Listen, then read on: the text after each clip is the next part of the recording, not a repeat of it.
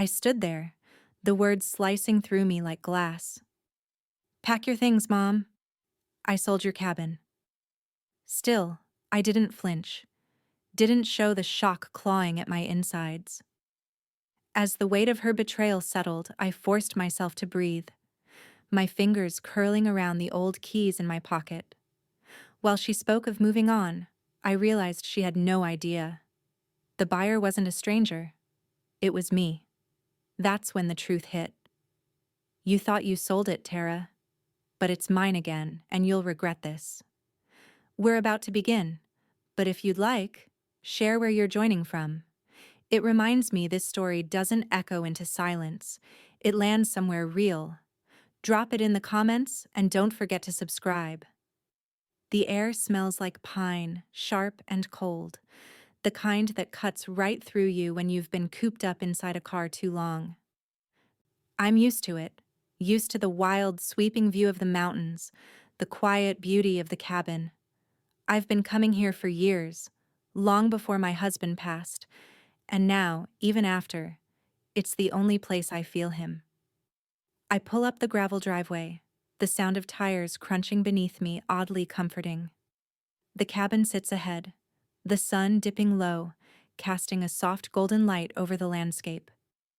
It's like the world itself has paused, holding its breath. And then, I see it. Movers. Two men in faded denim dragging the furniture out the door, treating it like nothing but old junk. I slam the car door behind me, my steps quick and sharp as I walk toward them. My heart's already racing, but I'm trying not to let it show. I'm trying to keep my voice steady.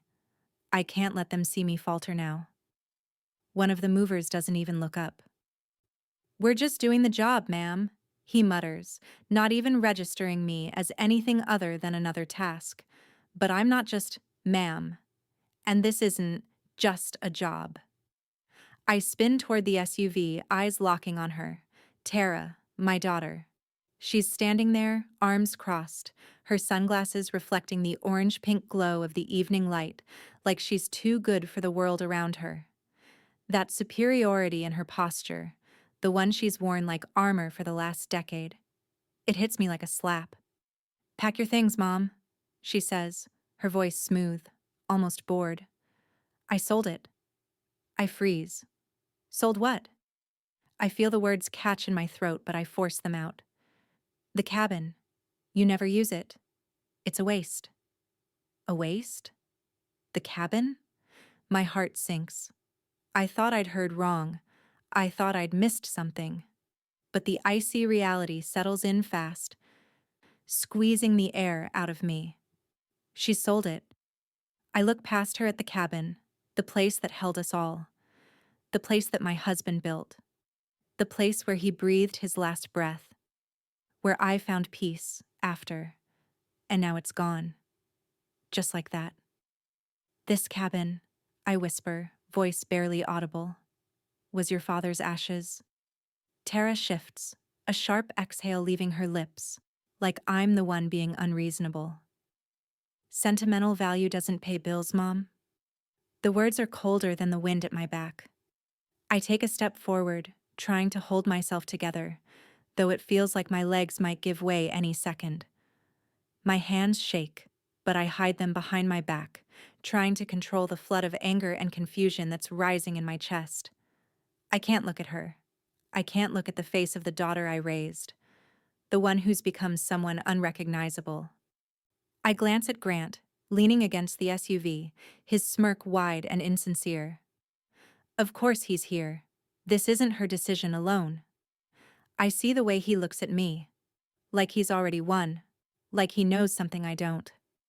I lower my gaze, taking a slow breath in, trying to steady myself. "Then neither will love," I say, the words cutting through the silence. Tara doesn't flinch.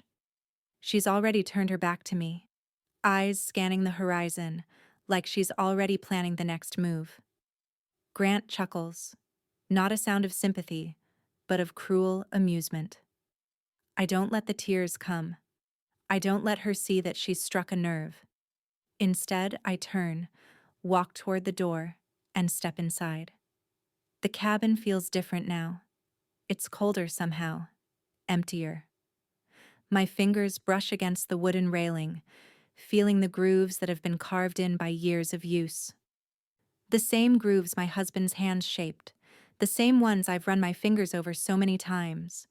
They should have told me first, or at least respected me enough to ask. But now, I know the truth. This wasn't about the cabin. This was about erasing me. I walk through the empty rooms, feeling the echoes of the past wrap around me like a shroud. His chair is gone.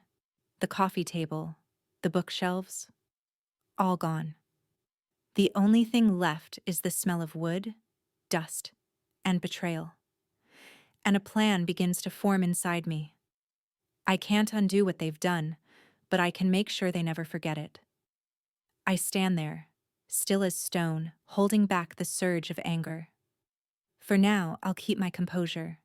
But inside, something is shifting. The quiet rage is stirring, and this story isn't over yet. Not by a long shot. I've never been one for paperwork.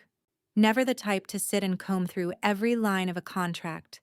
But today, I can feel the weight of it. The faint smell of old paper mingles with the cold, sterile scent of the kitchen, the place where my husband used to make his morning coffee. The place where everything once felt whole. I pull the contract from the counter, the edges already curling as if it's somehow trying to escape from me. I run my fingers across it, feeling the smooth texture of the legal paper, but my mind is elsewhere. I don't need to read it all. I don't need to waste my time pretending this isn't exactly what I know it is. The signature at the bottom. It's not mine. Not even close. But there it is. My name. Forged. So casually scrawled. Tara's signature is there too. Sharp and clean. I almost don't need to look at it to know she didn't care enough to read the fine print. But she's still my daughter. I want to believe she didn't understand what she was doing. Or maybe I just want to make excuses for her. Either way, it's done now. I push the contract aside, my chest tight as I stand in the center of the room. This was Grant's move. I can feel his presence in every word on that page, every underhanded detail. It's his fingerprints all over this mess. I reach for my phone, hands steady as I tap the number I know by heart. Luke Preston, the only person I can still trust in all of this. He picks up on the second ring. His voice is familiar, a little gruff, but warm. Hello, Helen? What's going on? I need you, Luke. The cabin. I know. I saw it in the papers. What's the deal? His voice sharpens, concern creeping in. I let out a breath, the first hint of frustration slipping out with it. The cabin's gone. They sold it behind my back, and they've forged my signature. I don't feel any emotion as I say it. Not yet. I've learned not to show that weakness, even with Luke. A pause on the other end of the line, then a quiet laugh, almost bitter. God damn it, you're not going to let this go, are you? I don't answer right away. Instead, I walk over to the window, my eyes narrowing as I look out over the land that used to be mine, the land that they took from me like thieves in the night. I'm not done yet. I'll dig into the buyer, find out who they sold it to, and if there's any chance to turn this around. I nod, even though I know he can't see me. I already know, Luke. I'll be the next name on that deed. Luke's silence is telling. I can hear the wheels turning in his head. It's almost like he's expecting me to back down, expecting me to let this go like I've done so many times before. But he knows me better than that. When I speak again, it's with a coldness that surprises even me. I'll buy it back. I'll take it from them, Luke, and then they'll pay for this. The line crackles for a second, then his voice comes back, lower this time, tinged with admiration and maybe a little fear. You're serious, aren't you? Absolutely. The word hangs in the air, final and unyielding. I hang up without another word, staring at the empty kitchen, at the house I once thought was a sanctuary. I've been playing nice for too long, allowing my daughter to make decisions for me, allowing Grant to think he could control me. It's time to take it back. I walk over to the fireplace, the one my husband built with his own hands. The embers are long gone, but I can still feel the warmth of it. Feel the fire in my veins that's beginning to burn, low and slow. This is my fight now, and I'll play by my own rules. I take a deep breath, letting it settle in my chest. I don't need to scream, don't need to lash out. The quiet ones are always the most dangerous. I'll wait, move in silence, and let them believe they've won until the moment I strike. I hear a knock at the door, sharp and sudden. I don't flinch. Instead, I cross the room, my steps deliberate, and open it. Luke stands there, leaning against the frame, a knowing look in his eyes. I started looking into the buyer. We're going to make them regret this. But I need you to be careful. They'll fight back harder now that they know you're not backing down. I smile. The first real smile I've allowed myself today. Let them. I'm not done yet. Not by a long shot. As I close the door behind him, I feel the weight of the contract still in my hands, the future it represents. This is just the beginning. The diner is quiet when I walk in, the kind of quiet that settles into your bones, thick with small-town familiarity. The smell of frying bacon and fresh coffee hangs in the air, like it's been there for decades. I find Luke already sitting at our usual booth in the back, the one with the cracked vinyl seat. His eyes are on the window, watching the slow parade of cars pass by. But the moment I step in, he straightens up. His eyes soften when he sees me, a flicker of something in them, maybe sympathy, maybe understanding. It's been too long since I've seen him like this, since I've let myself see him like this. I take a seat across from him, glancing at the small pot of coffee on the table. He pours me a cup without asking, the way we always did before. I stare at the dark liquid, watching the steam rise, feeling the weight of it. I don't drink coffee the way I used to, but today, I need the strength. Good to see you, Helen, he says, his voice low and easy, like nothing's changed, like we haven't been living in the aftermath of everything for so many years. I don't answer right away. I just watch him. I watch the way he stirs his coffee, the way his hand lingers a little too long on the spoon before he pulls it away. He's still the same, in some ways, but there's more gray in his hair, more lines around his eyes, more time spent carrying the weight of things that weren't his to carry. He takes a breath, trying to break the silence. Tara's really gone off the rails since he passed, huh? I can't stop the sharp exhale that escapes me. The pain. It still comes in waves. Unpredictable. Relentless. She was always a little like that. But after your brother died, it was like she cracked open. Like she lost her way completely. He nods, slow, thoughtful. Yeah, I've seen it. She's a different person now. Harder, colder. You never used to see that in her. She was always strong, but good. I let out a short laugh, bitter and dry. She used to be. Then she married Grant. He's got her wrapped around his finger. And now look at this. Luke doesn't answer right away. He just shakes his head, disappointment clouding his eyes. I see the old affection in him, the care that's been there since I was a teacher, and he was the quiet kid sitting in the back of my class. But that was a long time ago. God, I'm sorry, Helen. I wish I could have done more for you. I take a sip of my coffee, tasting the bitterness as it hits the back of my throat.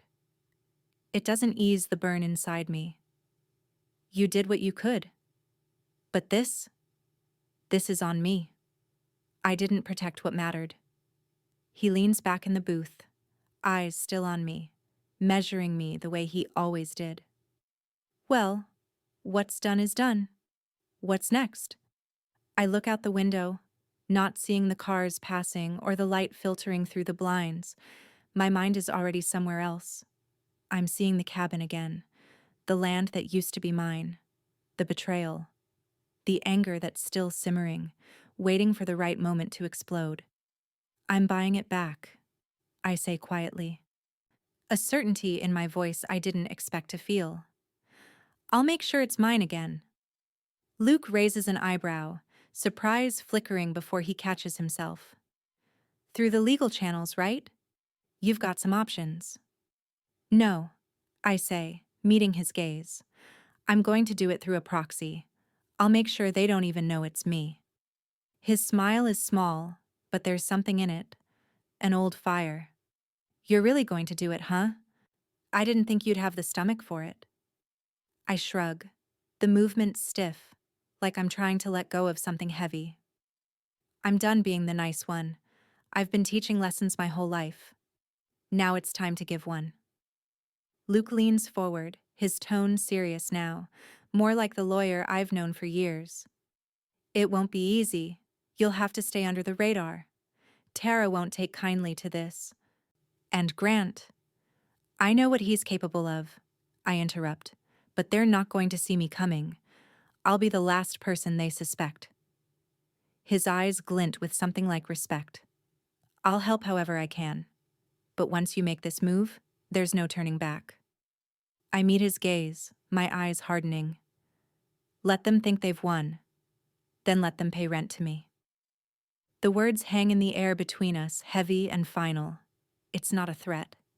It's a promise. And as the weight of that promise settles in, I know one thing for sure. I'm done waiting. The game has just begun. The deal was done. I can feel it in my bones, like a weight that's settling deeper into my chest with each passing day. They think it's over. Tara and Grant so proud of themselves, standing at the edge of their victory like kings on their crumbling throne. Grant's in the local bar, boasting to anyone who'll listen. He leans over the counter, his voice too loud, his words dripping with self-congratulation as he tells a group of investors about the incredible deal he just pulled off. He has a grin plastered across his face, the kind that doesn't reach his eyes, but that doesn't matter. He doesn't need to believe in it. Not really. He's already won, as far as he's concerned. The cabin, he says, smoothing his hand over the bar top, like he's stroking some kind of prized possession, was a steal. We'll flip it for a huge profit, watch it turn into luxury lots. I've got the buyers lined up. His voice is steady, but I can see the edge of desperation in his eyes. He's gambling everything on this. Tara's already too deep in, her future tangled with his. And it's a future she's never questioned, a future where I was a casualty, nothing but a casualty. But she doesn't know. She still doesn't know. I sit in the back of the room, just out of sight, watching them with a quiet smirk. Let them talk. Let them plan. They think they're in control. But I've been moving silently, like a shadow, watching and waiting. The paperwork has already been finalized. Luke's associate, who's been handling the deal through the private LLC, finishes up the last of the details. I don't even have to be there to sign it. Luke's done his part. The paperwork's in order. Everything looks clean on the surface, and now it's just a matter of letting them fall into their own trap. Tara's plans for the cabin are already taking shape, bright-eyed and ambitious, imagining herself as the queen of a sprawling new development. Her mind is consumed with the thought of building luxury homes, selling overpriced lots to wealthy buyers who'll never know the land's history, never understand the years of blood, sweat, and tears my husband and I poured into that place. But I don't care about luxury homes. Not really. That wasn't my fight.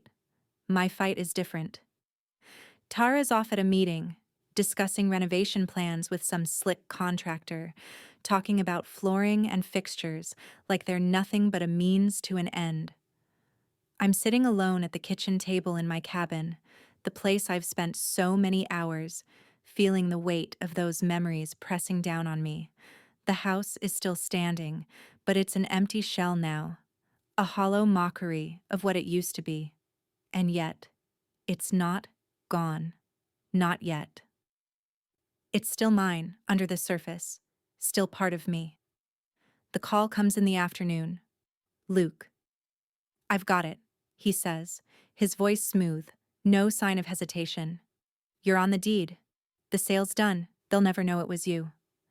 I don't feel any rush of triumph. Not yet. Instead, there's a cold certainty in me, something deeper than victory, something that comes with knowing exactly what comes next. I stand, the chair scraping against the floor. The moment has arrived. I walk into the next room and sit at the desk. The pen feels heavier than it should, but I don't hesitate. I sign the papers, every stroke of the pen a reminder of what they've taken from me. A reminder of the betrayal that started all of this. The signature feels like nothing more than a formality, but it's a formality they'll regret. When the last paper is signed, I let out a slow, steady breath, watching my name appear at the bottom of the contract. It's done. I stand up, walking slowly across the room, the papers in my hands. The cabin doesn't feel like home anymore. It feels like a battlefield. It feels like something I'm about to reclaim. As I step outside, I glance at the land, the place where my husband's ashes are scattered, the place where they think they've won, but they haven't. Not yet. The truth is, I don't need to bulldoze their dreams. I don't need to tear down their plans. I've got something better. I look out over the land, watching the fading sun dip behind the hills. You took my home, I murmur to the air, to the ghosts of the past. Now you'll build your greed on my land. I turn, my footsteps purposeful, as I head toward the door. The game is changing, but this time, the rules are mine to make. I'll wait. Let them build their dreams, brick by brick. And then, when the time is right, they'll be the ones paying rent to me. The phone rings in the morning, sharp and insistent. I recognize the number immediately. Luke's. He doesn't call unless something important's happening. I steady myself, take a breath, and answer. It's done, he says. No hesitation, just the cold finality of a deal sealed. I feel the air around me tighten. The sale is complete. They've signed away what they think is theirs, and now it's time for them to start building. I can almost picture Grant and Tara already celebrating, their hands trembling with excitement as they prepare to tear down everything that's ever mattered to me. I can already see the gleam in Grant's eyes as he imagines the money flooding in. How he'll be sitting pretty when the luxury homes are sold to rich buyers, one after another. I picture Tara walking through those plans like she's the queen of it all, pretending she's in control, imagining herself holding the keys to some new future. But I'm not done yet. I'll be there later, I say, my voice calm, calculated. We're not done, not by a long shot.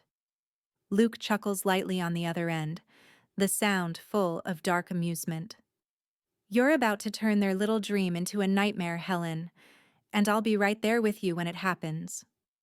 I hang up and turn to look out the window, the familiar view of the land stretching out before me. I used to feel peace here. I used to feel safe. But now? Now, it's all about power, and I know exactly how to use it. By the time I arrive at the site, I can already see the workers milling about, preparing for the start of construction. They're scattered around the plot, some measuring, others unloading equipment, their voices a constant hum in the air. It's a strange feeling, watching them tear into the earth that's been my family's for so long. But I know something they don't. Tara is at the head of it all, clipboard in hand, smiling as she points toward the outline of the future. Her smile is wide, almost triumphant, and for a moment, I almost feel sorry for her. She has no idea what's coming. I step out of the car, walking slowly toward her, my footsteps purposeful.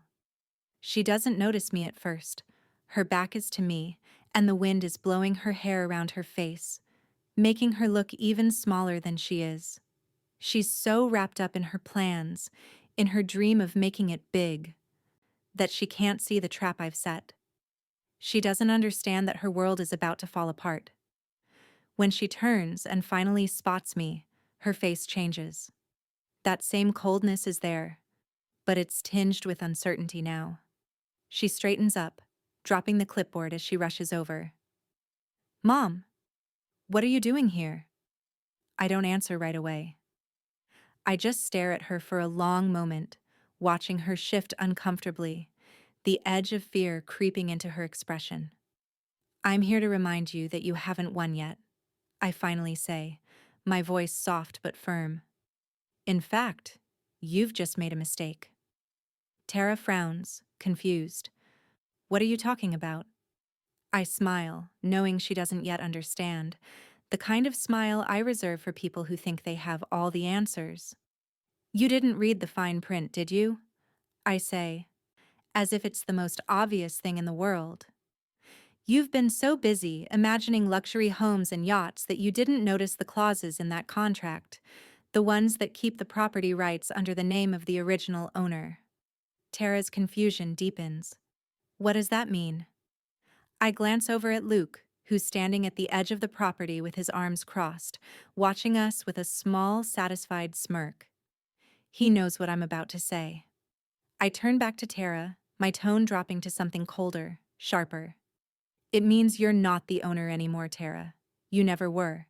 You just signed away everything. And now, I'm the landlord." Her face pales. Her mouth opens and closes, like she's trying to process the words, trying to make sense of it all. She stumbles back a step, and I watch the panic start to sink in.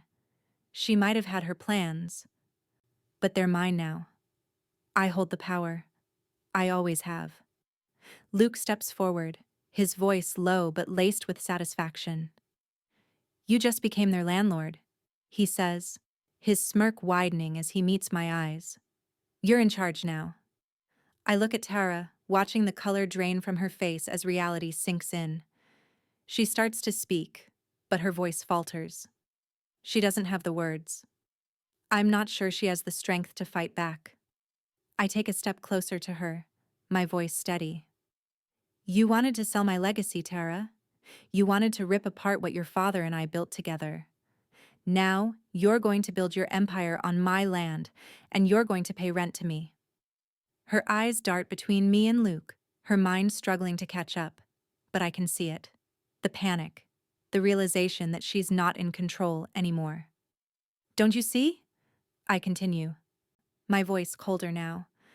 "You've been playing my game all along. You just didn't know it." I turn to walk away, feeling the weight of what I've just done, the thrill of power rising inside me. The game has officially changed, and I'm the one holding the cards. Behind me, I hear the sound of Tara's voice, trembling.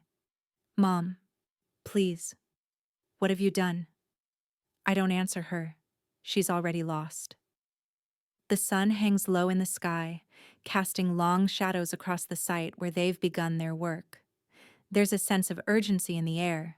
Men moving fast, hauling lumber, the sound of drills and hammers punctuating the stillness of the land. They're in a rush to make something of this place, to turn it into something new, something that feels fresh, like the past doesn't matter. I step out of the car, the gravel crunching beneath my boots, the scent of earth mixing with the sharp tang of sawdust in the air. There's something about this moment, something that feels like I'm walking into a dream I've had over and over, except this time, I'm in control. I don't make my presence known right away. I watch them work from a distance, the men too busy to notice me, the women in hard hats too focused on measuring to see the figure watching them from behind the steel beams. I wait. Let them think they're still in charge. Then I hear her. Tara's voice, high and frantic as she spots me across the site. "Mom!" she yells, her tone sharp and panicked. "What are you doing here?" I let her come to me, watching her storm over, her hands flailing with frustration, her face flushed with that same defensive anger. She thinks she can control this, that if she yells enough, I'll just back down. But I'm not the same woman who let her walk over me all those years. "You're trespassing," she snaps, her voice rising with every word. "You don't have any right to be here." I smile, faint but deliberate, and take a slow step forward, my boots making soft imprints in the dirt. "Am I?" I ask, my voice as calm as the stillness around us. "This land has always been mine, Tara. Always." I crouch down, my fingers brushing the soil, the cold earth slipping between my fingertips. For a moment, it feels like everything falls away, and I'm just here, just existing with the land that's always been a part of me. I pick up a handful, letting the dirt fall from my palm. "Still feels like mine," I say quietly, almost to myself. She stares at me, her eyes wide with disbelief, her lips trembling with the words she can't quite bring herself to say. She's terrified, I can see it now, terrified of losing control. She never thought this would happen, never thought I'd turn the tables on her this way. Behind her, I hear Grant's voice, smooth and condescending, cutting through the air like a blade. He steps forward from behind the makeshift scaffolding, his arms crossed over his chest, the same smug look that's been on his face since this whole thing started. He thinks I'm just some old woman with no fight left in me. He's wrong. "You can't stop progress, Helen," he says, his tone laced with mockery. "The deal's done. The plans are in motion. Nothing's going to change." I straighten up, my back stiffening as I turn to face him. I see him looking at me, a quiet smirk still tugging at the corner of his mouth, but there's something in his eyes. A flicker of unease, a hint of doubt creeping in. "Progress?" I ask, my voice as cold as the wind blowing through the trees behind me. "Progress didn't stop you when your first business went bankrupt, did it, Grant?" His face hardens, the smirk vanishing in an instant. The air between us shifts, thickening with something unspoken. I see him flinch, just slightly, before he's quick to recover. But I've already made my point. I've already planted the seed of doubt in his mind. "You're not the businessman you think you are," I add, my gaze never leaving his. "You're a failure hiding behind this progress." Grant's jaw tightens, and I know I've hit a nerve. His mask of control slips for just a second, and I see the cracks. I see the fear in him, the one he's been hiding under layers of bravado and greed. Tara steps between us, her face twisted in frustration. "Stop it, both of you!" she shouts, but I don't flinch. I don't move. She's just a puppet, and Grant is pulling the strings. But the game is changing. I turn to Luke, who's been standing silently at the edge of the site, his arms crossed and his eyes calculating. He meets my gaze with a small, approving nod. He knows exactly what I'm doing. I look back at Tara and Grant, both of them standing there, caught in the web I've spun. The chessboard is open now, and I'm holding all the pieces. "Let them decorate my prison," I say, my voice quiet but cutting through the tension like a knife. "They'll find out soon enough that it's not just a game anymore." Tara's face turns pale, and I know she's realizing just how deep the trap has been set. There's no escape now, and as I watch them stand there, powerless, I can't help but feel a small thrill of satisfaction. This is only the beginning. It's the middle of the week, and the evening light feels like it's hanging on by a thread, the last gasp of daylight filtering through the heavy curtains in the dining room. The table is set, too formal for the tension in the room, but that's how we've always done it. A place for everything, a thing for everyone. But tonight, there's nothing about this dinner that feels like routine. The air is thick with unspoken accusations, simmering beneath the surface. Grant is pacing, His shoes click against the floor in a staccato rhythm, each step like a countdown to whatever disaster is looming just out of sight. I can see him fidgeting with his tie, running his hand through his hair like that's going to fix whatever's unraveling. Tara is sitting, her hands folded tightly on the table, her face pale and set in a mask of anger. She hasn't said a word since she stormed in, refusing to look at Grant, refusing to look at me. I sit back in my chair, calm, deliberate, watching them. The fallout was inevitable, but I know this is just the beginning. Grant stops pacing and slams his hand down on the table, his voice rising in frustration. This isn't how it was supposed to go. We had everything lined up. The developers, the contractors, the buyers. Tara's voice is tight, but the bite in it is unmistakable. I told you to stop pushing.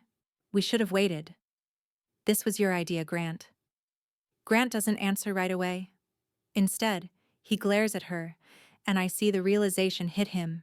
He's being cornered. Tara's blaming him, but the truth is, he's lost his grip on everything. Your mother, he spits, glaring at me now, his voice low and venomous. She's the one who made this happen. She's the one who's been pulling strings behind the scenes, leaking everything to the bank. They pulled funding. They pulled everything. His hands shake as he takes a deep breath, trying to hold his ground. This is on her. She's ruined everything. I watch him carefully, my expression unreadable. Isn't it funny how greed always sounds like hunger? I say, my words slow, but they cut through the tension like a razor. Grant looks at me, a muscle in his jaw twitching. His face flushes with fury, but he can't bring himself to lash out. Not with Tara sitting there, watching him fall apart. Tara shakes her head, disbelief coloring her voice. You're blaming Mom for this? You're the one who couldn't manage your own damn business. You gambled with all our money, with everything we had. Grant opens his mouth to argue, but Tara beats him to it. You've been dragging us down from the start. This is all your fault. She slams her fist onto the table, the force making the silverware rattle. The shock on Grant's face is immediate, like he doesn't know how to respond to her. He's used to controlling the narrative, used to being the one in charge. But the tables have turned. You think you know everything, Tara? He spits. You think you can blame me for everything when it's your mother who's playing puppet master behind our backs? Tara's face twists in anger, but I see the flicker of doubt behind her eyes. She's torn between the man she married and the reality that's starting to dawn on her.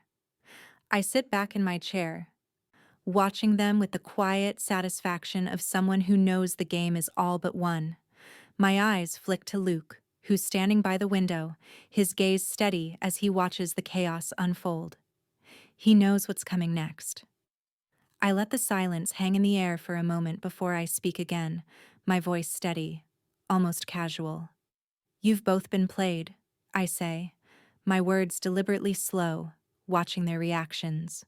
And now you're both in over your heads. Tara turns to me, her voice barely a whisper, but I hear it clearly. What did you do? I don't answer her right away.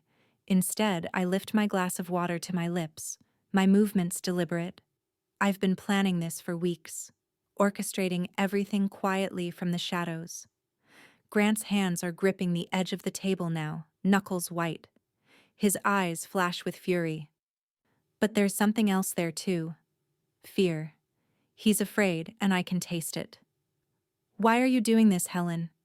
Tara's voice is strained, fragile. Why are you tearing this family apart? I meet her eyes, my expression softening just slightly, but it's the calm before the storm. You wanted to tear it down first, Tara, I say. I'm just making sure the pieces land where they belong. The tension in the room crackles, thick and suffocating. Tara stands suddenly, her chair scraping back with an agonizing screech. I'm done with this, she snaps, turning on her heel and storming out of the room. The door slams behind her, the sound of it echoing through the house like a final nail in the coffin. I sit there for a long moment, letting the silence linger before I turn to Luke. I don't need to say anything. "We're getting close," I whisper, the words barely audible. Luke nods, his eyes sharp, knowing exactly what's coming next. The chessboard is set. The next move is mine. The knock on the door is slow, deliberate, the kind that sends a ripple of tension through the house.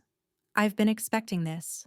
After everything that's happened, it was only a matter of time before someone came knocking with a problem I didn't create, but sure as hell have to deal with. I don't need to look out the window to know who's standing there. Sheriff Cole's boots are unmistakable. The rhythmic thud of his footsteps on the porch, slow and heavy, has always been the sound of authority. The kind of authority that doesn't need to say much to make you listen. I stand, smoothing my blouse, as if I'm preparing for something more than just a chat. When I open the door, he's standing there in his usual uniform, his face an unreadable mask, his hat low over his eyes. He gives me a slight nod. "Sheriff," I say calmly, stepping back to let him in. He doesn't say anything at first. He just steps inside, his eyes scanning the room like he's already figured out everything he needs to know. Finally, he speaks. "You know they filed a harassment claim?" I take a slow breath, not letting him see the satisfaction creeping in. I've been expecting this. Tara's desperation, Grant's helplessness. They're cornered, and now they need to fight back. It's the only way they know how. I fold my arms across my chest, meeting his gaze. "Then let them prove ownership," I reply, my voice steady, almost too calm. "I've got nothing to hide." He chuckles, a low, amused sound that makes me wonder just how much he's figured out already. "I saw the deed," he says, the faintest smile pulling at the corners of his lips. "Smart move, Helen. Didn't expect you to come out swinging like this." I don't react to his praise, though I can feel the cool weight of the satisfaction settling in my chest. I've been playing my cards carefully, and now they're all laid out on the table. He moves further into the room, his boots scraping lightly on the floor. "Word around town is that you bought your cabin back. Your own damn cabin. After all this time." I don't flinch. I don't let the smugness slip into my smile, but I can hear the rumor in his voice, the faintest trace of surprise. I've been silent until now, letting things unfold in the shadows. But now the truth is out, and it's spreading like wildfire. "They don't know what to make of it," he continues, watching me closely. "You've got people talking, and not in a good way. Tara's reputation, well, it's going down fast." I let his words hang in the air, savoring the moment. Tara's world is crumbling.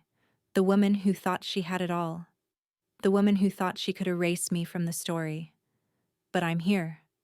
I've always been here, and now she'll have to face the consequences. "I'm sure she'll manage," I say, my tone casual, but there's a bite beneath it. "She's always been resourceful. Maybe she'll learn something from this." Sheriff Cole looks at me for a long moment, his eyes narrowing slightly. "You're not worried about the fallout?"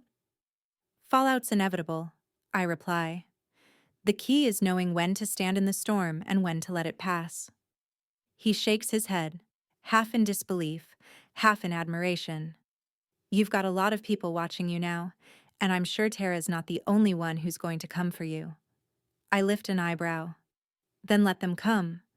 His smile is crooked. "I just don't want you to be caught off guard, Helen. They'll come at you harder now." I meet his gaze, unwavering. "Then I'll stop playing defense," I say, my voice dropping to a low, deliberate tone. "I'm not running anymore, Sheriff. I'm done waiting for things to happen. Now, I'm making them happen." For a moment, he just watches me, his expression unreadable. Then he gives a short nod, like he's come to some conclusion, some understanding. "You're not the woman I thought you were, Helen," he says, almost approvingly. I don't say anything. I don't need to. As he turns to leave, the door shutting behind him with a quiet thud, I stand there, my thoughts already turning to the next move. The stakes are higher now, but that only makes the game more interesting. I've made my move. Now it's time for them to make theirs. And when they do, they'll realize that the game's already over. The day starts like any other. The sun rises through the trees, casting long shadows across the land, and I settle into my routine, one foot in front of the other, as the weight of the world continues to shift beneath me. But I know something's coming, something I can feel in my gut. Tara's desperation has reached a boiling point. She's not done yet, and neither is Grant. I'm sitting at the kitchen table, a cup of coffee in front of me, when my phone buzzes. The text from Luke is short, direct. She knows. Tara figured it out. She's coming for you. I read the message again, and something inside me tightens. It was bound to happen. Tara's not stupid, but she's going to regret this. The rest of the morning is a blur of movement, but I'm still locked in that moment. The idea of Tara confronting Luke, her temper flaring, the pieces falling into place in her head. She's finally realized what I've been planning all along. By the time she confronts him, Luke is as calm as ever, his expression neutral as he listens to her barrage of questions. She's come prepared, her anger simmering just below the surface. You've been playing me the whole time, Tara snaps, her voice trembling with rage. You're the LLC's registered manager. You're the one behind all of this. Luke doesn't react. He simply looks at her, his silence more damning than any words could be. He's not here to defend himself. He doesn't need to. Answer me, Tara demands, her face flushed with fury. But Luke doesn't move, doesn't flinch. He just stands there watching her, waiting for her to burn herself out. She's right, of course. Luke's been playing both sides, mine and theirs. But there's something she doesn't understand yet. Luke never truly picked a side. He's been waiting for the moment when the tide turns, and that moment is now. From the corner of the room, I watch, hidden behind the curtains, as Grant stands in the doorway, his phone held at his side. A small red light flickers on the device, and I know exactly what he's doing. He's recording the confrontation. He's planning to use it as ammunition to sue me, to turn this game of chess into something far messier. I don't react immediately. I don't need to. I know exactly how this plays out. Tara may have discovered the truth, but she's too late. They're already trapped. That night, the air grows heavy, thick with the tension of everything that's about to unfold. I hear the sound of the wind picking up outside, the rustling of the trees. But it feels different. The world feels heavy, waiting. I'm in the cabin, the familiar silence of the place wrapping around me like an old blanket. I stand in front of the window, watching the darkness settle in over the landscape. I can hear something in the distance, a flicker of light maybe. Then, I smell it. Smoke. It's faint at first, just a whisper on the wind. But it grows, and my stomach lurches as the realization hits. I don't run outside immediately. I don't panic. I walk calmly to the door, open it, and step outside.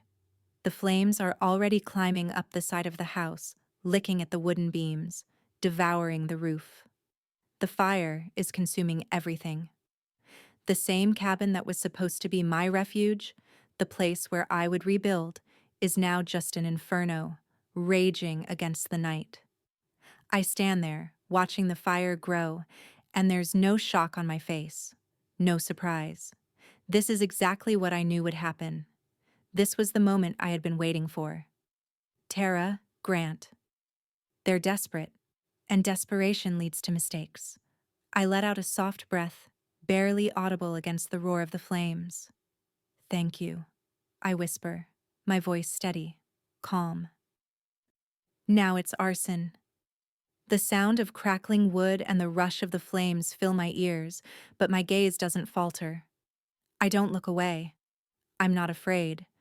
I've been preparing for this, for the fire, for the chaos that's bound to follow. But what they don't realize, what they haven't figured out, is that I'm not just watching the destruction. I'm planning my next move. I've been playing the long game. And the fire? It's just part of the plan. The next piece to fall into place. And when the smoke clears, I'll still be standing. The flames have long since burned out, but the weight of the smoke still lingers in the air. The remnants of what was once my home are now a smoldering ruin, a heap of charred wood and scorched memories. The world is silent, save for the crackling of embers that refuse to die.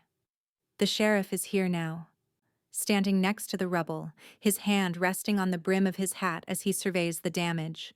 Cole Hanley, the town's moral compass, is poking through the ruins with the kind of professionalism that makes me wonder just how much of this he's already figured out. His voice is low, steady, when he speaks. "This wasn't just a fire," he says, glancing back at me with a furrowed brow. "There's accelerant in the air. You've got evidence of foul play." I nod, though my face betrays nothing. I knew it wasn't a natural fire.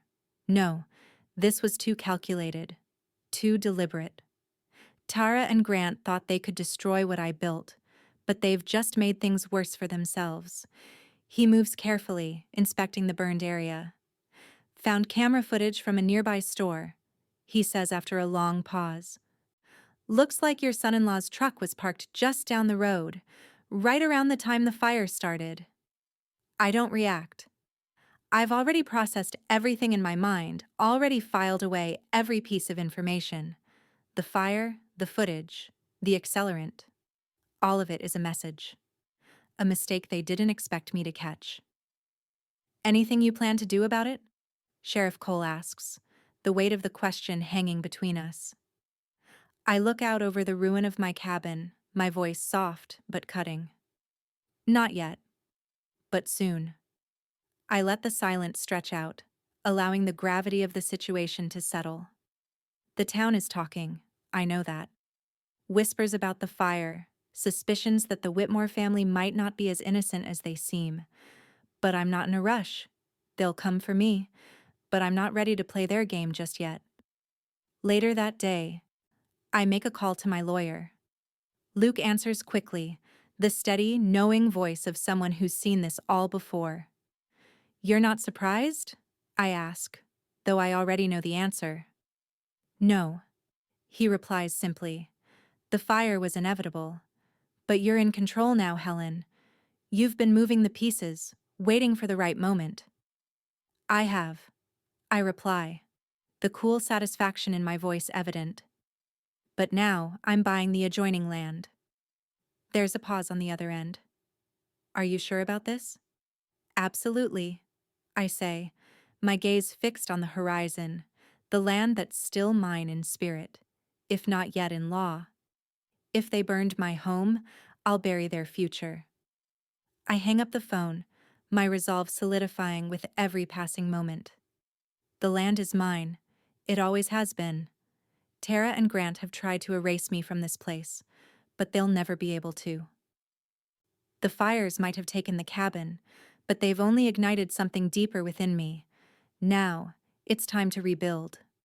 Days pass, and the chaos of the fire settles into the background, but things are shifting. The investors Grant relied on begin to pull back, quietly distancing themselves from his failing projects. The calls stop coming in. The promises he made start to crumble, one by one. Tara isn't handling it well. She's unraveling in her own way, too proud to admit she's lost control.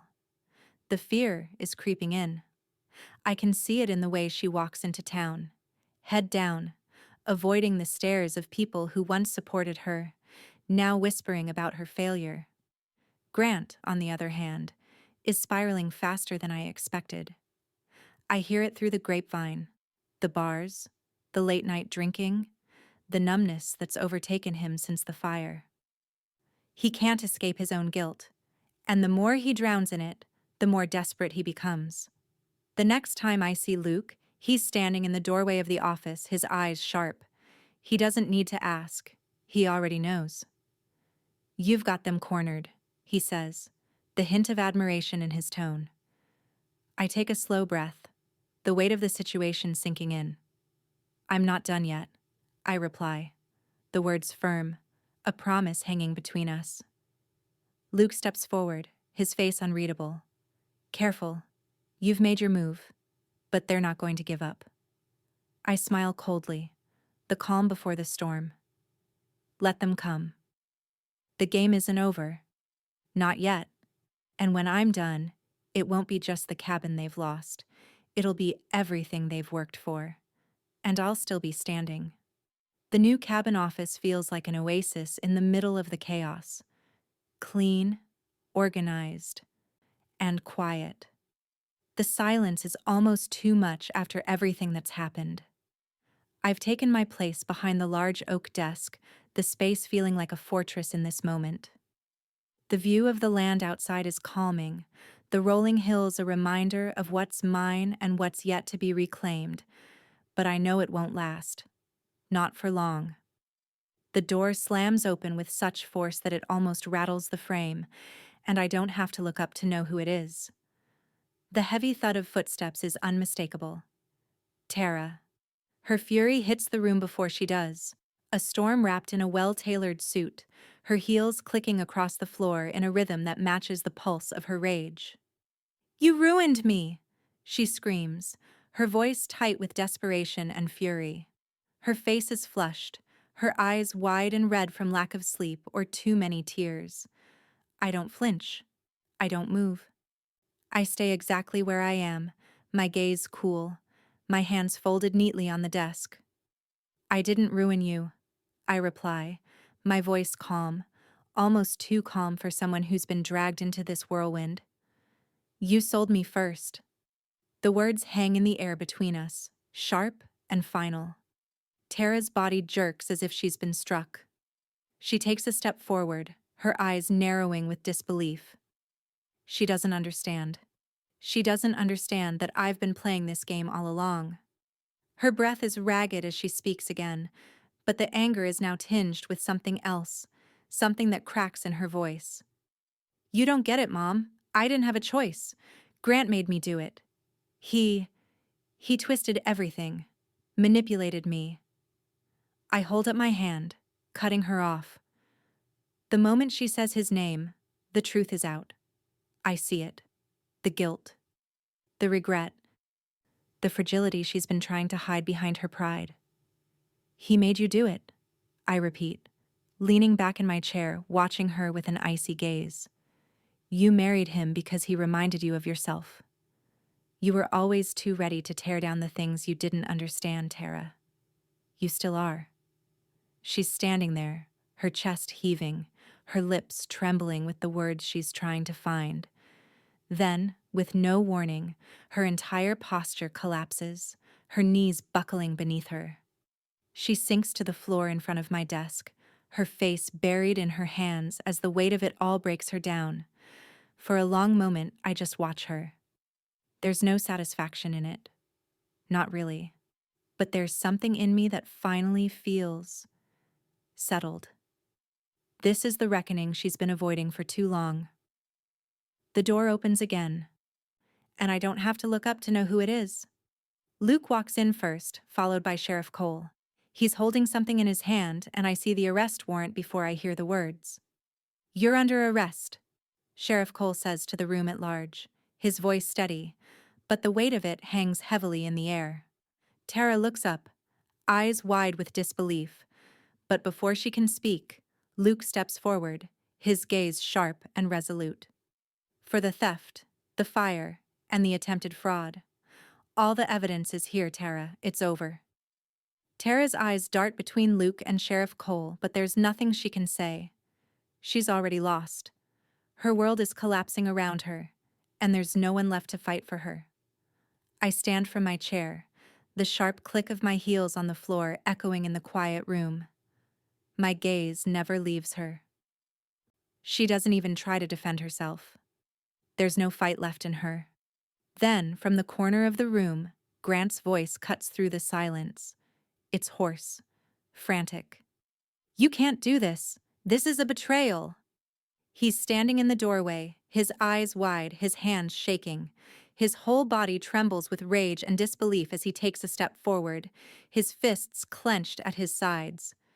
You're doing this to me? After everything I've done for you? You can't just. Before he can finish, Sheriff Cole steps toward him, placing a firm hand on his shoulder. You're coming with me, Mr. Whitmore. Grant's face contorts in shock as the sheriff's hand tightens. No! He screams, his voice breaking. You can't do this. You can't take me. The words die in his throat as he's led away, the sound of his protests fading as the door closes behind him. The air in the room shifts as the weight of what's just happened settles. For the first time in what feels like forever, there's no more pretending. There's no more running. I don't flinch. I don't look away. I simply stand there, watching as my daughter's world unravels, as my son-in-law is taken away in cuffs. I've waited a long time for this moment, and now it's here. Luke stands beside me, his gaze meeting mine. There's a quiet respect in his eyes, but it's not the admiration of someone who's seen a victory. No, this is something more. You did it, Helen, he says quietly. I nod, but my eyes are still on the door where Grant was let out. No, it's not over. Not yet. There's a quiet satisfaction in my voice, but underneath it, there's something sharper. A promise. A warning. I'm not finished. Not by a long shot. The storm has passed, but its aftermath is everywhere. Tara's world is unraveling in the harsh light of day. The legal papers stack up beside her like an avalanche she can't escape, each one a reminder of her failures, the lawsuits, the financial ruin. The way everything she's built, everything she thought she could control, has crumbled into dust. The last time I saw her, she was crumpled on the floor in front of my desk, broken and lost. But this time, when I walk into her empty house, there's no one to comfort her, no one to help her make sense of what's happened. The house feels like a tomb, too quiet, too still. Tara's sitting on the couch when I enter, her face pale, eyes hollow. She doesn't look up when I walk in. I can hear the faint sounds of her sniffling, but she doesn't turn to greet me. She doesn't have the strength for it anymore. The woman who once held everything together with an iron grip has fallen apart, piece by piece. I wait, standing just inside the doorway, until she finally looks up at me, her eyes puffy and red. You did this, she whispers, her voice broken. You did this to me. I don't answer immediately. I let her words hang in the air. I don't need to defend myself. She already knows the truth. She just doesn't want to admit it. After a long silence, I walk over and sit down next to her, the distance between us now palpable. Her body tenses when I sit, like she's still expecting me to lash out at her, to punish her further for her part in all of this. But I'm done with that. I'm done with the anger. This isn't about revenge anymore. It's about survival. You've lost everything, Tara, I say, my voice quiet but resolute. And you're going to keep losing until you realize that this wasn't just about money or property. This was about who you became when you thought you could erase me from your life. She sniffles again, her head dropping into her hands. I didn't mean for it to go this far. I thought if I just got rid of it all, I could fix everything. I thought I could fix myself. I feel a flicker of something in my chest. Regret? Maybe. Or pity? I don't know. But I know one thing for sure. Tara is the one who made this choice. Not me. Not Grant. She signed every paper, handed me the knife, and turned her back on everything we built. I take a breath, steadying myself. I'm not here to punish you, Tara, I say, my voice softer now. But I'll offer you one last chance. Sign over the rights to your real estate license. Walk away from everything. Start fresh. Tara's eyes flicker with something, a spark of defiance buried beneath the layers of guilt. "You'd really destroy your own daughter, Mom?" Her voice is barely above a whisper, but it's sharp, like a blade. I sit back, watching her, and my gaze hardens. "I didn't. You did. When you forgot who raised you. When you let greed blind you to everything that mattered." The words sting, but they need to be said. She needs to hear it, to finally understand. "I didn't destroy her. She did this. She sold us out. And now she's lost everything in the process." Her hands tremble as she reaches for the pen, the weight of the decision finally hitting her. The years of rebellion, the lies, the betrayal, it all comes crashing down in this one moment. The pen hovers over the paper for a long time, like she's considering running away, finding another way out. But there's no other way. Slowly, she signs. The sound of the pen scratching against the paper is almost deafening in the silence of the room. I watch her do it, the realization sinking in. This is the end for her, the final concession. She hands the papers over to me, her shoulders slumped, her eyes too tired to look up. The fight has gone out of her. I stand, looking down at the signed contract, feeling the weight of what's been done. "Goodbye, Tara," I say softly, and then turn to leave. I pause in the doorway, taking one last look at my daughter, the woman who used to be my child, who once saw me as someone to be admired, to be respected. But now, there's nothing left between us, not even hatred. I leave her there, broken but still breathing, knowing that I've done what needed to be done. She made her choices, and now she'll live with the consequences. As I step outside, the cool air hits me like a wave, but I don't feel relief. Not yet. This isn't over. There's still more to come, and I'm ready for it. The sound of hammers echoes through the crisp morning air, the steady rhythm punctuated by the occasional hum of power tools. The cabin, what remains of it, is slowly being rebuilt from the ground up. It's a process I've been waiting for, a symbol of something greater than mere restoration. This isn't just about rebuilding a home. This is about reclaiming a piece of my life, something that was almost taken from me. The foundation has been poured, the new structure rising higher each day. I stand on the porch, watching the workers move about, orchestrating the creation of something new, something that will outlast the ashes of the past. I could have chosen to leave, to walk away from the land that my husband and I worked so hard to cultivate. I could have sold it and taken the money, leaving behind all the memories of a life built with love and trust. But that wasn't an option for me. I'm not one to walk away from a fight. I look down at the freshly planted garden, the wildflowers just beginning to bloom in the soil. It's a quiet sort of triumph, the way nature fights back against destruction, just as I have. I've poured everything I have into this place, and now it's mine again. Not just in property, but in spirit. The doors swing open behind me, and I hear Luke's familiar footsteps on the gravel. He doesn't speak at first, but I know he's been keeping an eye on things, watching as my vision unfolds before us. He's always been there, steady and silent, a quiet witness to everything that's come before. "You've done it," Luke finally says, his voice low and respectful. He's looking out over the cabin with an expression of quiet admiration. I turn to face him, the wind pulling at my hair.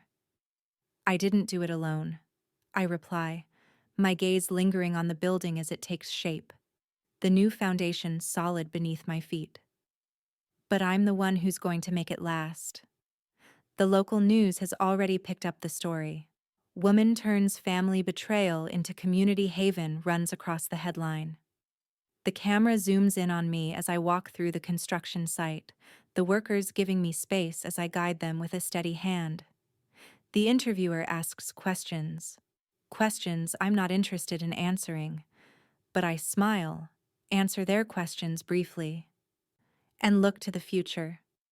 The Whitmore Refuge is born out of tragedy. Yes, but more than that, it's a sanctuary for women who need it. A place where they can rebuild, just as I did. A place where they can find peace and solace, and most importantly, a place where they can find strength. Tara sees it from afar. I know she does. I can feel the weight of her regret even from a distance. The news story has made its rounds, and I know she's watching, somewhere, as everything she tried to destroy is transformed into something beautiful. Her empire is crumbling, her reputation gone, and this place, my place, stands as a quiet testament to her failure. I can almost see her, standing alone, her hands trembling as she watches the story unfold. She thought she could erase me, thought she could destroy everything I cared about. But what she didn't count on was that, in the end, it wasn't the land or the cabin I was fighting for. It was the legacy of what we built. And that can't be taken from me. Not by her, not by anyone. I step inside the completed office of the new refuge, the wood of the beams warm beneath my fingers. I can already feel the change that's coming, the shift from destruction to creation. This place will be filled with women who understand what it means to fight. It will be their safe haven, a place to heal and grow. Luke steps in behind me, leaning against the doorframe. There's a quiet smile on his face, the kind of smile that speaks of satisfaction, of seeing something good come from the wreckage. "You turned revenge into grace," he says quietly, his voice low, almost reverent. I look at him, the faintest smile tugging at my lips. "Grace is the sharpest blade," I reply, my voice steady and sure. It cuts deeper than anything else. The camera pans across the land, the new sign standing proudly in the distance, the Whitmore Refuge. It's more than just a name. It's a future. A future built from the ashes of betrayal and loss. It's a future where I have control, where I've turned my pain into something beautiful. As I stand there, watching the workers finish their tasks, I feel something deep inside me settle. The storm is over. The pieces are in place, and the game has been won. Tara and Grant have lost. The world they tried to build has crumbled, while the one I'm creating stands firm, unshaken. I turn to Luke, meeting his gaze with the certainty I've held all along. "This is just the beginning," I say, my voice firm, resolute. And with that, I walk out into the future, leaving everything else behind. What's lost can't be regained. But what's built from the wreckage? That's something worth fighting for. The sun is setting over the newly rebuilt cabin, casting a golden glow over the land that feels almost unreal in its beauty. The Whitmore Refuge, my refuge, is alive with laughter, the sound of children's voices rising from the yard as they play in the grass. Inside the cabin, the warmth of a new beginning fills the rooms. It's not just a sanctuary for those who come seeking peace. It's a testament to everything I've fought for. I'm sitting on the porch, watching the children with a soft smile, the quiet hum of contentment settling in my chest. My hands are folded in my lap, the years of struggle fading into the distance. I've built something real, something lasting. And, for the first time in a long time, I feel at peace. But then, I feel it, the weight of a presence at the edge of the property. It's a stillness that feels different, like the air has thickened with expectation. My heart skips as I turn, and there she is. Tara, standing at the end of the driveway, her posture stiff, her hands clasped in front of her. She's watching me, but she doesn't come closer. She just stands there, distant, as if unsure whether she belongs in this new world I've created. I don't say anything at first. I don't need to. I just watch her, the woman who was once my daughter, now a stranger in her own way. The years between us feel like a chasm too wide to cross. Tara doesn't move at first, But then she takes a step forward, her eyes never leaving mine. She's not the angry, defiant woman I've known. There's something else in her now, something broken, something lost. I stand, my feet moving slowly but deliberately toward her. The evening light hits her face, casting shadows over her features, but it's her eyes that draw me in, empty, regretful, tired. Finally, she speaks. Her voice is quiet, barely above a whisper. I'm sorry. I freeze for a moment, the weight of the words settling in the space between us. I don't respond right away. I don't have to. The apology feels like a hollow echo of everything that's been lost, but it's still an apology. You're late, I say, my voice soft but firm. It's not a rejection, not really, but it's the truth. She's late to the reckoning, late to the realization of what she's lost and what she's done. Tara stands there, her face crumpling with something I can't quite place. Maybe sorrow, maybe shame, maybe both. The silence stretches between us, heavy with the weight of everything we've been through, the years of pain, betrayal, and loss. But there's no anger now, no hatred. She takes a deep breath, and for a long moment, we just look at each other. The distance between us is still vast, but something shifts in the air, something unspoken, something fragile.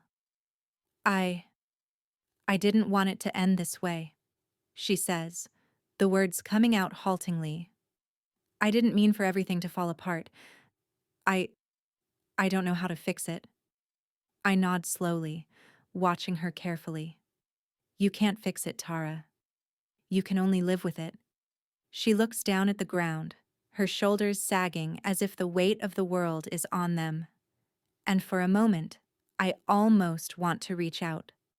Almost want to tell her that it's not too late to change, to do better, to be better. But the truth is, she's already made her choices, and so have I. I step back, turning toward the cabin. I don't have any words left for her. Not now. Not after everything. Tara doesn't follow me. Instead, I hear her footsteps retreating slowly, the crunch of gravel beneath her shoes, the only sound in the quiet evening. When I glance back, I see her silhouette growing smaller in the distance, walking away. But something flickers in my chest, something I hadn't expected. It's not forgiveness. Not yet. But it's something else. Something like understanding.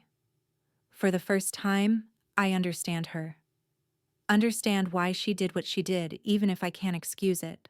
I turn back to the children laughing in the yard, the sound of their joy filling the space around me. I feel a calm settle over me, a peace I haven't known in years. The storm is over. The pieces have fallen into place.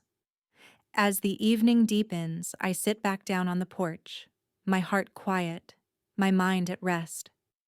The sun sinks below the horizon, and I know one thing for sure. Peace doesn't always come from forgiveness. Sometimes it comes from finally being understood. The morning light spills across the porch, casting a soft golden glow over the land. The air is still cool, the early breeze ruffling the leaves of the trees and carrying the scent of pine and earth. The cabin stands in the distance, its new form a quiet victory, not just a structure, but a symbol of everything I've fought for, everything I've built. I sit on the porch, cradling a steaming cup of coffee in my hands. The warmth of it mingles with the crispness of the air, and I take a slow sip, letting the rich taste linger on my tongue. The wind tugs at my silver hair, a reminder of the time that's passed, of everything I've survived. My fingers tremble just slightly as I set the cup down on the wooden railing, my gaze drifting over the land. It's tranquil here, unbroken. The view stretches out before me, the rolling hills still lush, the trees standing strong, their roots buried deep in the earth. Like me, unshaken by the storms that have come and gone. Luke appears on the edge of the porch, stepping quietly from the doorway. He's wearing his usual calm expression, though there's a quiet satisfaction in his eyes now, something earned over the course of everything that's happened. He joins me without saying a word, sitting down beside me. He doesn't need to ask how I'm feeling. He already knows. "It's yours again," he says, his voice low but full of meaning. I smile faintly, the expression soft but knowing. It never stopped being. The camera shifts, panning slowly across the land, the cabin in the foreground, sturdy and solid, the refuge now a part of the landscape, just as it was always meant to be. The sound of birds singing and the rustle of leaves fills the space, the stillness a testament to the peace that has settled over everything. Helen's voiceover fills the space, quiet but clear, the words resonating with everything that's come before. "They thought they sold my home," she says, the weight of her words sinking in. "All they sold was their souls." The camera lingers for a moment longer, capturing the expansive view of the land, the hills untouched, the future unfolding before her. There's a quiet finality to the image, a sense that everything has been set right. Then, in the stillness, a final thought echoes through the air. "In the end, I didn't buy back the cabin. I bought back my peace. And that's priceless." The camera pulls back, the land stretching out, vast and untouched, as the sun rises higher, bathing the world in light. The music swells gently, the sound of nature and the triumph of silence filling the air. And for the first time in a long time, Helen smiles. Not because of what she has gained, but because of what she has finally found: peace.